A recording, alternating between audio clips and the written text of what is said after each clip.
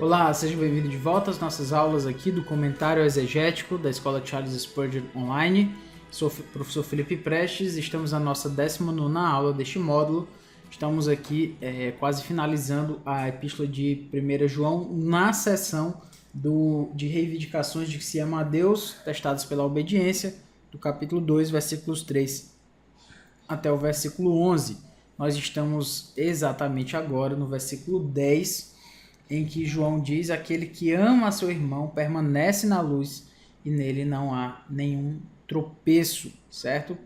Nesta aula agora vamos começar com a expressão ro agapon, lembrando que ro agapon é um particípio, certo?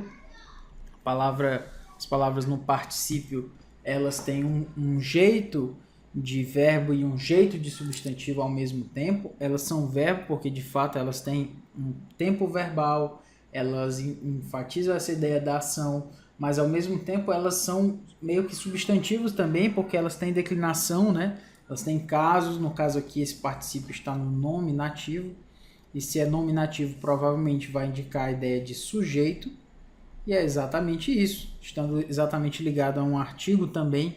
Ele diz aquele que ama, certo? Aquele que ama o seu irmão, que é exatamente o sujeito dessa frase, por isso o nominativo. Então, aquele que ama ao seu irmão, ro agapon ton adelphon autu.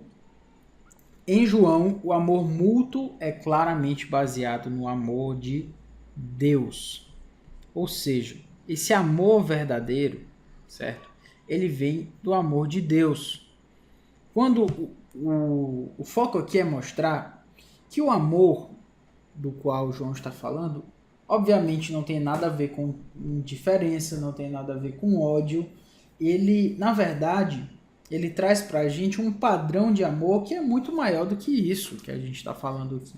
Que é muito maior do que falar de alguns sentimentos, que é muito maior do que simplesmente mencionar para as pessoas: eu amo todos vocês. Acho interessante, né? Quando alguém diz assim: eu amo todos vocês. Essa pessoa amar significa um total sacrifício se for necessário. Você daria vida por todas as pessoas, porque amar é isso, né? Sem querer ser muito intransigente, sem querer ser muito aqui cri-cri, né? Como se diz. Mas será? Amar todas as pessoas é muita coisa, né? Amar é algo muito sério, muito grave, né? Então, quando João fala aqui desse amor, esse amor pelo seu irmão, ele não é simplesmente palavrinhas de consolo que sejam dadas superficialmente depois de um culto no domingo à noite, que você vai ver o seu irmão só daqui a 7 dias. Não é isso. Amar o seu irmão é chamá-lo para perto de si, é se sacrificar. O padrão é Deus. O padrão é o amor de Deus. Tal amor é relacionado ao fato de Deus ter enviado o seu filho para morrer por pecadores que ele também ama. Lembra a ideia de que Deus, nós o amamos porque ele nos amou primeiro?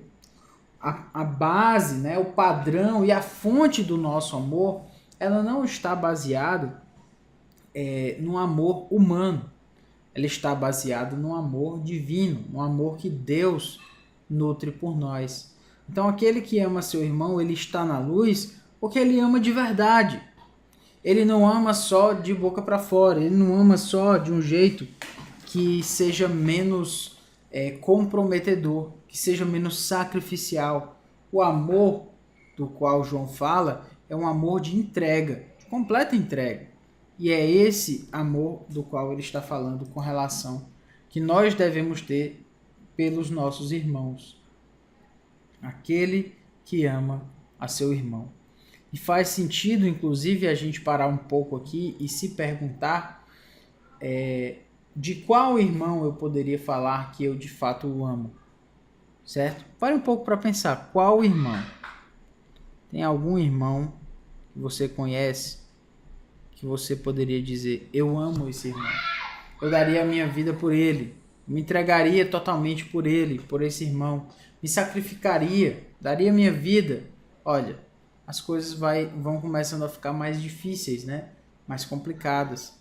Por quê? Porque esse amor tem por base o amor de Deus. A qual irmão eu amo da mesma forma que Deus me ama? Obviamente que nenhum. Deus nos ama muito mais do que qualquer pessoa um dia poderia nos amar. Mas o ponto é, eu tenho como base o amor pelas pessoas a partir do amor de Deus. Sabe por que eu estou falando isso? Porque é muito fácil a gente fazer pelas pessoas até um certo limite. Não, eu vou ajudar, mas tudo tem limite, né? E eu não estou falando aqui de uma medida assistencialista, algo que você vai ajudar a pessoa e ela vai ficar dependente de você. Não estou falando disso. Eu estou falando de um sacrifício mesmo, por alguém que está precisando naquela hora. Seja do seu dinheiro, seja do seu tempo, seja da sua cabeça, seja da sua energia. Que às vezes a gente fala sobre ajudar o irmão e as pessoas já pensam em dinheiro, né? Mas muitos irmãos estão precisando de tempo, de um ouvido, de uma cabeça mais tranquila, de maturidade para poder lhe dar conselhos. Bom, então a questão é que às vezes a gente define um limite. Não, vou ajudar, a minha ajuda vai até aqui. Passou disso aqui, aí é sacrifício demais. Aí é só família, a gente pode dizer. Diz assim, só família, porque aí é uma coisa da família. Ninguém mais poderia fazer por essa pessoa a não ser a sua própria família. Mas a Bíblia também fala que há amigos mais chegados que irmãos. Ou seja, a família da fé é uma família que pode fazer ainda mais sacrifícios do que a família de sangue, certo? Então, isso é muito belo, irmãos. É muito belo a gente pensar sobre isso, porque, na verdade, o que a gente tem na mão é um amor de entrega, de sacrifício, e não simplesmente algumas palavras de encorajamento para um irmão. É um sacrifício. É amar, é se sacrificar. É dar mais de você. É quando você não tem mais para dar, você ainda tem para dar. Você acha que já foi, já deu o suficiente, não deu ainda. Porque você precisa se sacrificar pelos irmãos. Aquele que ama seu irmão permanece na luz. Ele permanece na luz. Ele está em Deus, porque ele tem em Deus, na verdade, a sua base, a base para o seu amor. Qual é o limite do amor? Quando a gente pensa lá em João 3,16, né? Qual é o limite do amor? Qual é a extensão do amor de Deus para a gente ter uma base, né? Porque Deus amou tanto o mundo, a ideia lá é essa, né? Deus amou o mundo de tal maneira, Deus amou tanto, de uma forma tão grande, que o limite do amor de Deus, o limite que ele disse assim, daqui não pode passar. Ora, não tem limite. Porque o maior limite seria a morte do seu próprio filho. E ele não poupou o seu próprio filho. Ele entregou o seu próprio filho. Qual é o limite do amor? O limite do amor, na minha cabeça, é Jesus. É Deus Pai ter dado o seu filho para morrer por pecadores. Esse é o limite do amor. Será que você já chegou nesse limite? Provavelmente não. Muitas vezes o nosso amor ele é comedido. Ele é entregue como se fosse uma coisa ali que você tem que medir, porque senão é sacrifício demais, etc. E não é bem assim. Aquele que ama seu irmão se sacrifica com ele, se preocupa com ele, enfim. É uma entrega, não é uma indiferença, não diz respeito a uma coisa de menos importância. É uma entrega absoluta, é um sacrifício. É morrer. Amar é morrer pelo outro. E nem todos nós estamos dispostos a isso, né? Bom, o que ama seu irmão, na luz permanece, e escândalo nele não há. Ou não há nele nenhum tropeço, nenhum escândalo. Então a palavra escandalon é a que significa tropeço neste verso. Ela está aqui, a palavra escandalon, que é traduzida por tropeço. E ela é traduzida assim porque é uma palavra que significa literalmente pedra de tropeço. Escandalon tem essa ideia. E é importante lembrar porque também às vezes as pessoas entendem a palavra escândalo, né, como um escândalo, ou seja, deixa eu me melhorar aqui. Às vezes as pessoas entendem a ideia de escândalo como sendo algo que chama atenção, Chamar atenção. Ah, eu fiquei escandalizado com isso. O que? Fez você pecar? Não, mas é porque é uma coisa que escandaliza. Ou seja, é uma coisa que chama muita atenção. Foi um escândalo isso que aconteceu. Bom, o mundo vai chamar de escândalo aquilo que chama atenção, mas não é esse o significado da Bíblia. O significado da Bíblia para escândalo é fazer o outro pecar. É uma coisa que faz as outras pessoas pecarem. Isso é o que é escândalo. E no Novo Testamento, essa palavra vai aparecer 15 vezes, sempre com o significado de causar algum dano a alguém. No final das contas, o escândalo vai sempre trazer essa ideia. O que? Que ideia? A ideia de levar um dano, de causar dano a alguém, de fazer alguém sofrer, de fazer alguém cair, de fazer alguém pecar, enfim. Então, o escândalo, nesses sentidos que vão trazer, né, essa é a parte mais abrangente, certo? É que as palavras, elas têm o que nós chamamos de... Nada melhor do que um círculo feito assim digitalmente, né? A gente chama isso aqui de campo semântico, tá? Esse campo semântico, ele vai existir porque existe a palavra aqui escândalo. Scandalon. Certo? E essa palavra escândalo, ela tem um significado mais geral, mais amplo. E ela vai ter significados mais específicos aqui dentro dela, certo? Então, de uma forma geral, esses significados aqui, eles têm, ainda assim, fazem parte de um significado maior. E o significado maior é esse causar dano a uma pessoa. Isso é a ideia. Mas que tipo de dano, como é que isso é feito, aí é uma outra questão do campo semântico do que a palavra significa. Um dos sentidos para escândalo é aquilo que faz as pessoas caírem no pecado, tropeçarem no pecado. Daí a palavra escândalo. Mandará o Filho do Homem e os seus anjos, que ajuntarão do seu reino, todos os escândalos, tudo aquilo que faz as pessoas pecarem, e os que praticam a iniquidade. Ou seja, o Filho do Homem vem e ele tira os escândalos, ele tira aquilo que faz as pessoas pecarem.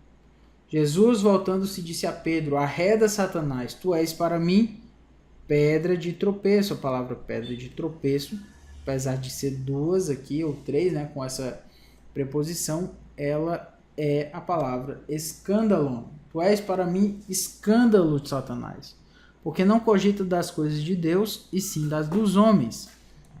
Pedro está ali tentando dizer para Jesus para que ele não venha a sofrer.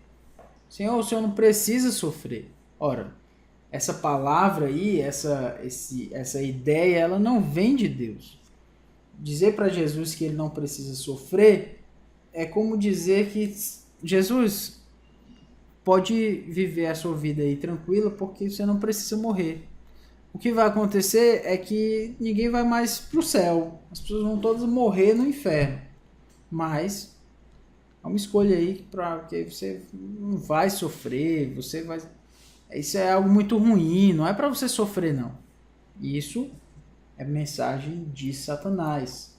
Alguém que diz que você não precisa sofrer pelo evangelho, alguém que diz para você que você não precisa ser tão assim fiel a Deus, essa pessoa ela é enviada de Satanás.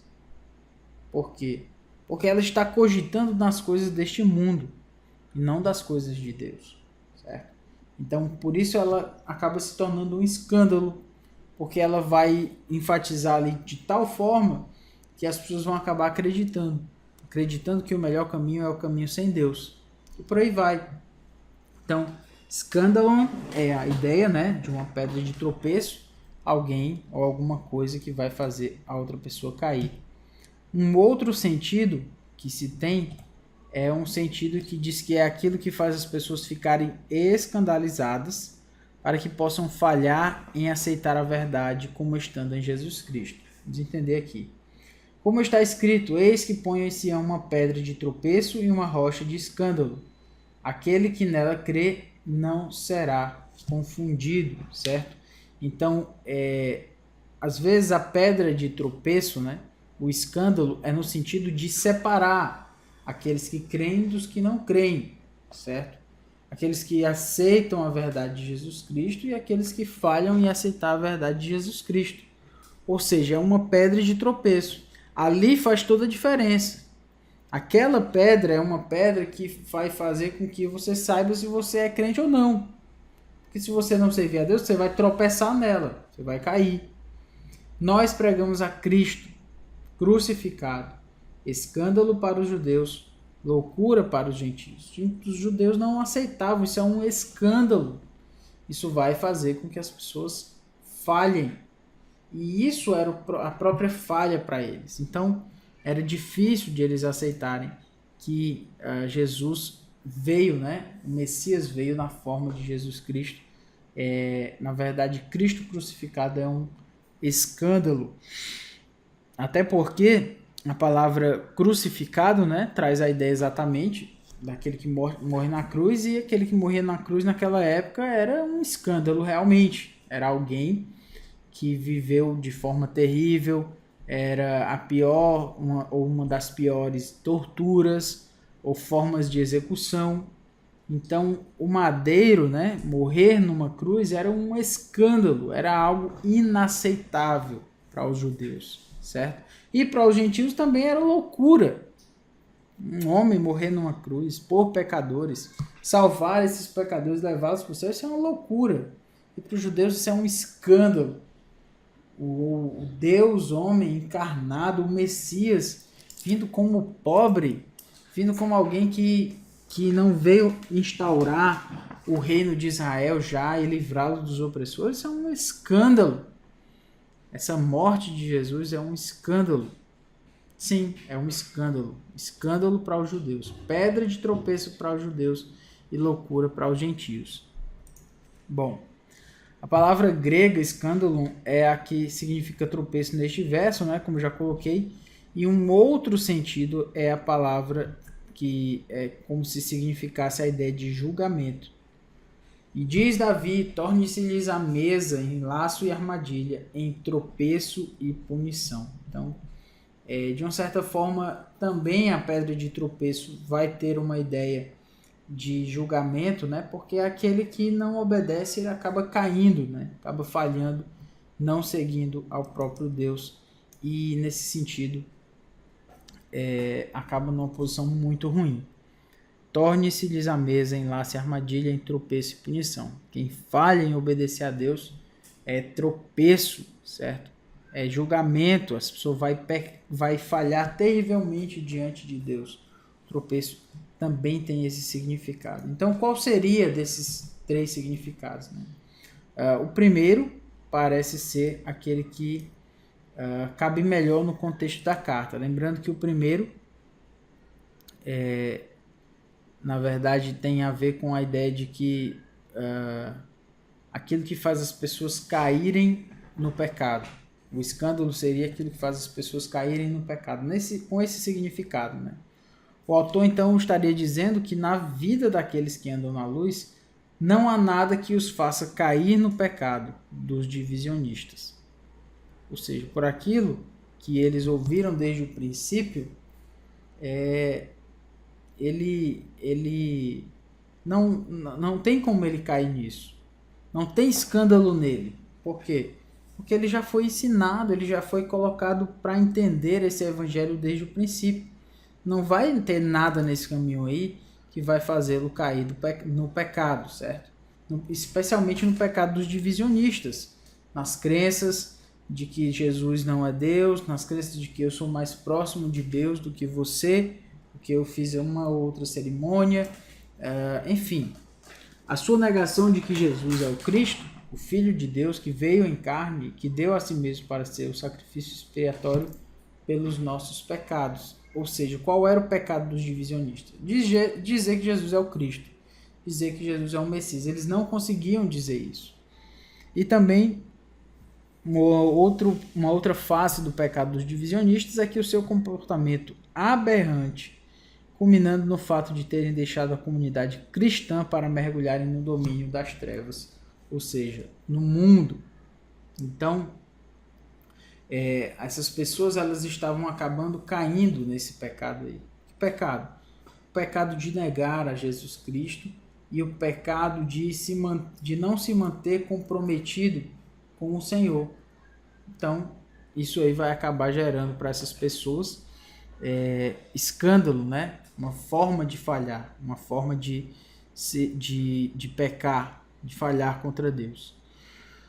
E além disso, há uma consequência de eles estarem na luz, eles podem ver melhor o caminho para não tropeçarem nem levarem outras pessoas a pecar. O caminho de Deus, ele não somente é o caminho sem o pecado, né? Ele não somente é o caminho com Deus.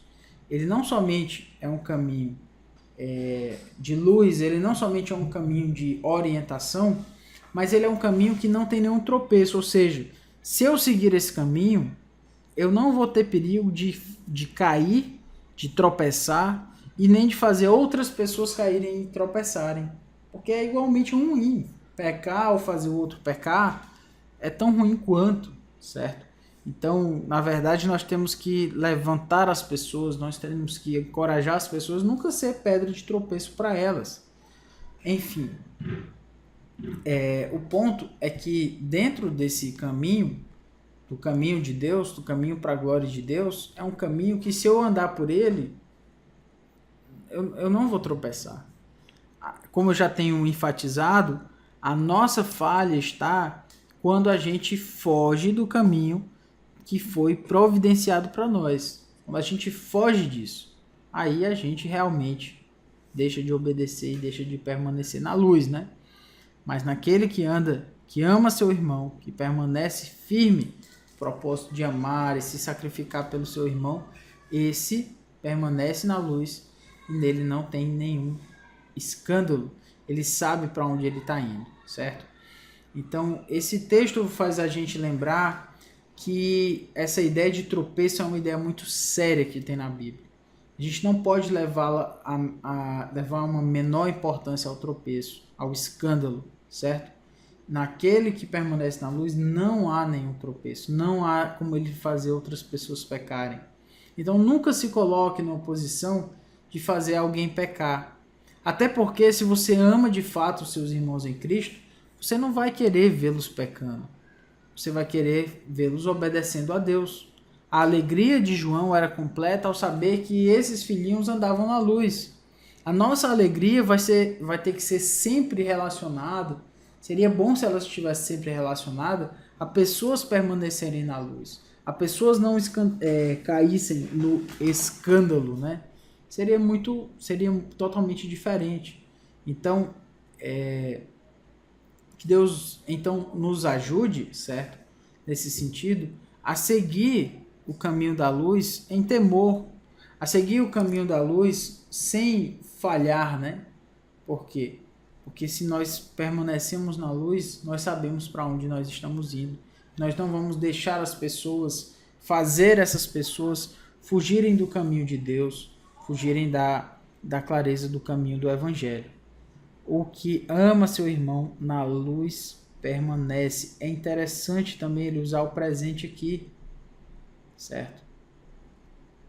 O estim, também presente, traz uma perspectiva interna, certo? Do processo. O processo de permanecer, de permanecer na luz. O processo de não haver escândalo nele. É um processo. Na verdade, é uma visão da ação a partir de uma perspectiva de processo, de uma perspectiva interna, certo? Ou seja, escândalo nesse sentido é que não vai ter nada na vida do cristão que anda na luz que vai fazer outras pessoas pecarem. Nunca se mantenha na posição de alguém que vai fazer outras pessoas pecar. Porque se você faz outras pessoas pecarem, então o que vai acontecer, o que vai se mostrar é que você não ama. Se nós amamos, nós queremos que as pessoas andem na luz. Nós não vamos nos conformar enquanto essa luz não brilhar para essas pessoas. Certo? Escândalo nele não há. Não há escândalo. Seria maravilhoso se nós pudéssemos ouvir isso de Deus. Então, dessa pessoa aí, eu posso dizer, não há escândalo. Não há nada que ela viva de tal forma que faça outras pessoas pecarem. Ela vive para a edificação dos outros e não para a falha, para o pecado dos outros. Era isso que eu gostaria de dizer hoje, né, nesta aula. Na próxima aula, na verdade, nós vamos concluir essa sessão de 3 no capítulo 2, versículos 3 até o versículo 11. Um grande abraço e que Deus abençoe.